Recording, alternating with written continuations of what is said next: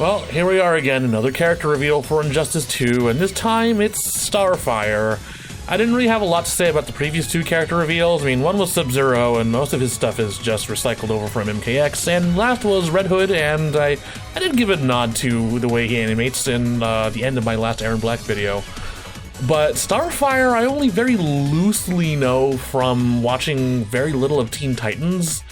And I am aware that the Starfire in Teen Titans is kind of a completely separate entity, or almost a different character entirely from the one from the comics, and I don't know too much about the Starfire from the comics, but I mean, I'll just give my impressions right now. So in the visual department, I feel like she looks okay. I mean, they're definitely getting better with their faces, so and her costume, her costume's alright for the most part. It's way better than what she typically gets in the comics, to be sure. And I don't really have a good grasp of her personality because we only have one line to work from. But the one thing that's killing me about this in-game representation of Starfire is the hair. Now, I'm looking at a few of these comic covers, and I can tell kind of what was supposed to be happening here. And their hair kind of like turns into this sort of plasmic fire halfway down. And what they've chosen to do with the hair in Injustice 2 is that it's basically a clump of regular hair that tapers down toward the end, and it just sort of gradients in a color downward, and then they slap a particle on top of that to produce that fire effect.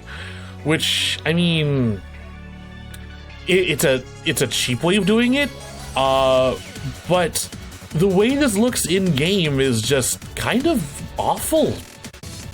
I don't know what to say, it looks bad. There's this fucking, I guess it's because you can still see that clump of hair as it gets to the tip, that it really looks like she has, to borrow some words here, it looks like she has a burning raccoon attached to her head.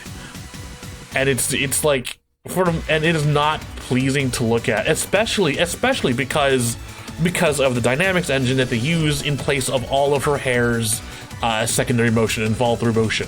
I have ranted about this before when it came to Street Fighter and when it came to a few other things where dynamics engines are just a sort of lazy cut-in for animating something by hand. But like, I'm looking at how her hair looks in these comic covers, and yeah, they have this sort of very free-flowing, very liquid-like, very space-like, I guess, motion to them, and I feel like it is a waste to not animate this hair by hand in order to create, like, really cool-looking shapes and really cool-looking effects. I feel one direction they could have gone to if they wanted to do a physics-based animation is something similar to how Answer's scarf animates in Guilty Gear Revelator 2. Now what's going on here is that Answer's scarf is one of the I think the only thing in the game that is animated by a physics engine. But as you can see, the physics of the scarf are not actually beholden to gravity, and they're not particularly rigged to follow Answer directly. They are rigged specifically to follow his motion path. So the scarf will stretch and deform in order to copy the exact path of motion which Answer is doing. If he's air dashing, it'll go straight. If he's jumping, it'll curve upwards and arc with him. If he double jumps, it'll arc a second time. And it looks good as a result because it sort of helps emphasize what motion is happening, and it creates this really nice sort of follow-through effect. With Starfire, it's you can just kind of see the thing waggling left and right, and it's not a very elegant motion, is what I'm saying. And I feel like there could have been room for that if they took more care to animate the hair by hand. My other issue is that there's always been a problem with NetherRealm and how they animate flying characters fighting. This wasn't so much a problem in Mortal Kombat because that only came up with Ermac, and yeah, Ermac's got like a few, like the jank animation here or there. But it's especially true in Injustice, where you have a lot of characters who keep their feet off the ground for most of the time. And because the general problem with Enrat's animation, which has not been fixed by the time of Injustice 2, is that there's very little impact or weight transfer when the way the characters like strike. They don't produce good torque with their posture and their body like motion, and therefore everything looks weak. It's going to look doubly weak on a floating character because they're not grounded to the floor, and therefore all they have is their body to produce the torque required to throw a punch. So, like what I was saying before in the previous MKX rant about how characters will be leaning over fences to hit you, they'll still do that here, except now their feet's no longer attached to the floor, so they're just kind of reaching through space to slap you. It's not good. Kicks are another issue, especially. Technically, kicking someone while you were floating is not an ideal way to do things, but there's still a way to make kicks look powerful if you have the proper keyframes. What happens in Injustice a lot is that either the character will just turn their entire body and do like a full body flip, and I guess that's one way of doing it, or they'll just sort of lean their waist forward and try to kick with their knees, and it's not how I would do it.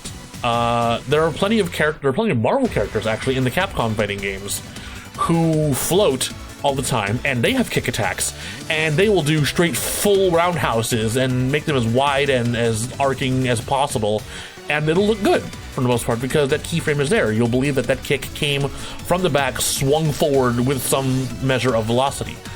But if you're just leaning forward and just sort of poking your toes out, I know Wonder Woman used to have this problem a lot in Injustice 1 when she had a flight stance before. Then you're really just, to put a slight pun on this, it looks like you're actually playing footsies in the air just by shoving your toes forward. It's like, it doesn't look good. And if I'm allowed to nitpick at least one more time, this is about the cinematic. This is about her super. And this is where I tend to get nitpicky because they otherwise look good, but I'm watching Starfire's super in this case, and I feel like the moves aren't particularly lining up with one another. Like, okay, I get the concept.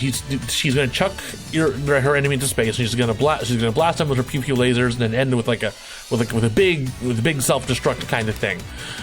But it's not connecting with the initiation of the entire move. Remember, she initiates this move by dragging a laser across the floor and roasting your ankles. And this particular laser throws the enemy straight through the stratosphere, which is not a kind of impact that I'm buying, that a downwards facing laser, unless it explodes, which it didn't, would hurl the enemy upwards that far with that kind of velocity.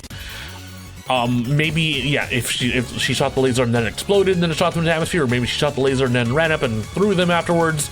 But as it is, I'm just seeing this laser come up, rake them by the ankles, and then send them flying through space.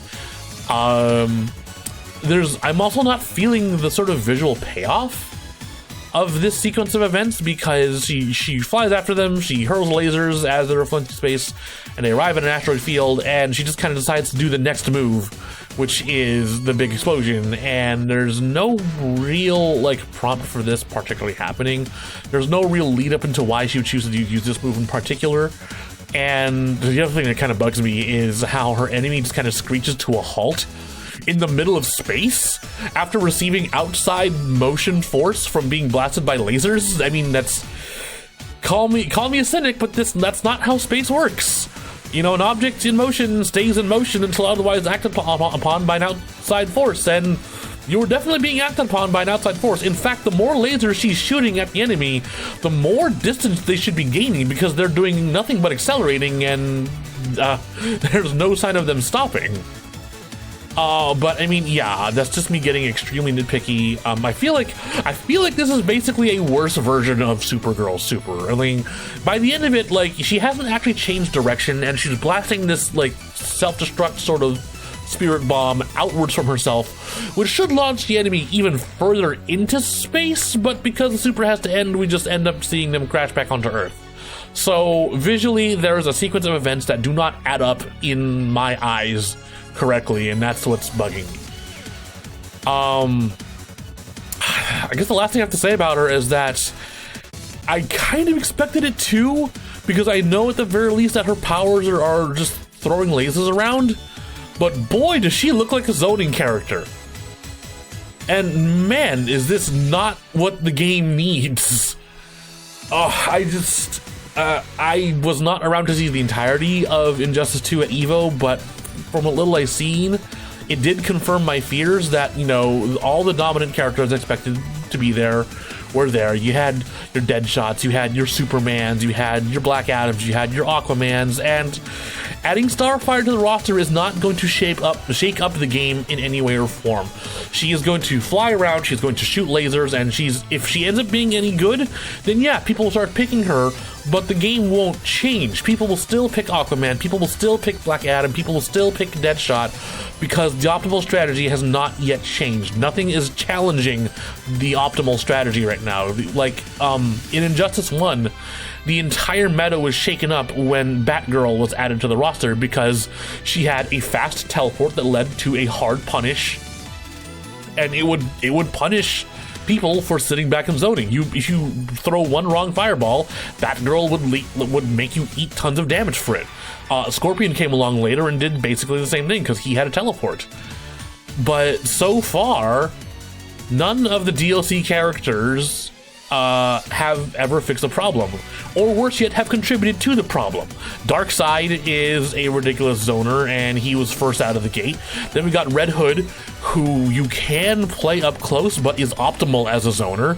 Then we have Sub-Zero, who doesn't really solve the problem at all. And Starfire, who looks to just be joining the ranks. It's really turning into a zoning game, and I just feel bad for everyone playing right now, because, man, this is not good. It's awful. It's boring. It's not exciting. I'm not sure what else to say, guys. But yeah, this has been a quick rant, and to get all this anger off my chest, I was not hoping to be angry today, but here it all is. I'm A.B.I, and I'll see you guys next time.